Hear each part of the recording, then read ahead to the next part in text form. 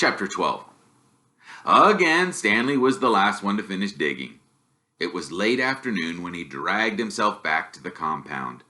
This time he would have accepted a ride on the truck if it was offered. When he got to the tent, he found Mr. Pendanski and the other boys sitting in a circle on the ground. "Oh, welcome, Stanley," said Mr. Pendanski. "Hey, okay, man. You get your hole dug?" asked Magnet. He managed to nod. You spit in it?"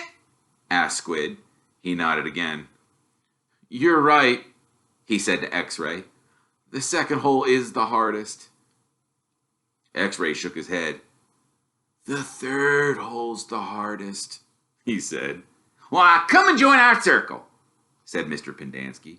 Stanley plopped down between Squid and Magnet. He needed a rest before taking a shower. "Well, we've been discussing what we want to do with our lives," said Mr. Pendanski. "We're not going to be at Camp Green Lake forever. We need to prepare for the day we leave here and join the rest of society." Yeah, that's great, Mom," said Magnet. "They're going to finally let you out of here?" The other boys laughed. "Well, okay, Jose," said Mr. Pendanski. "What do you want to do with your life?" "I don't know," said Magnet. "Well, you need to think about that," said Mr. Pendanski. It's important to have goals. Otherwise, you're going to end up right back in jail. What do you like to do?" "I don't know," said Magnet. "Well, you must like something," said Mr. Pendanski.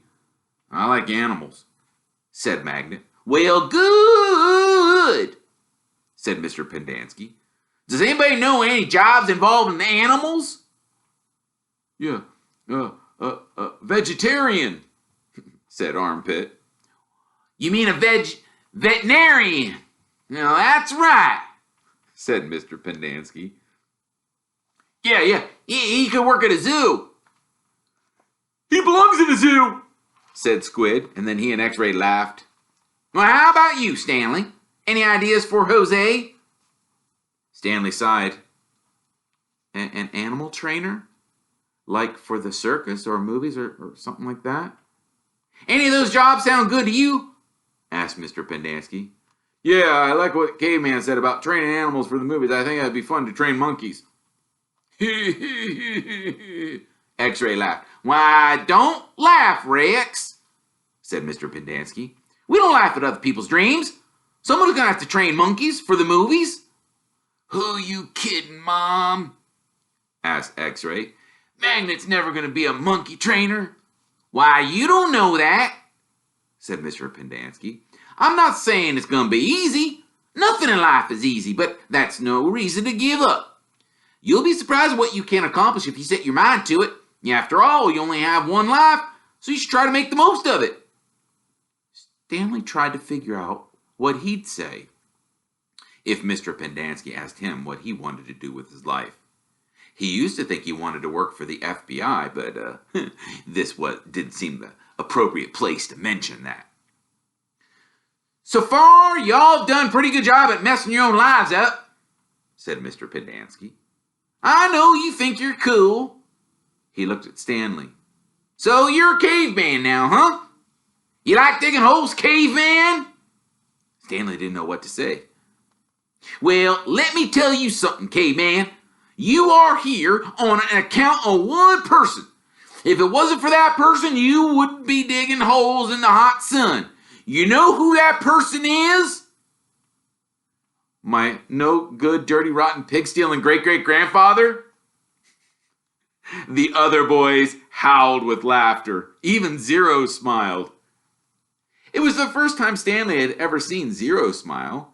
He usually had such an angry expression on his face. Now he had such a huge smile it almost seemed too big for his face, like a smile on a jack-o'-lantern. "No," said Mr. Pendanski.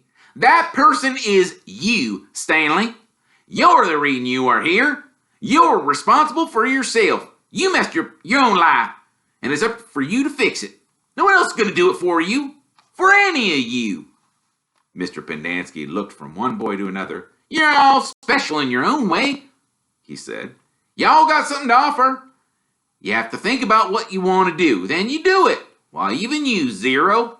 Well, You're not completely worthless.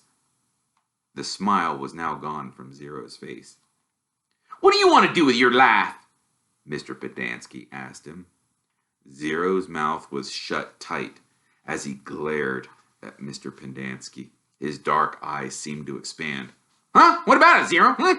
Asked Mr. Pedanski. What do you like to do? Huh? I like to dig holes,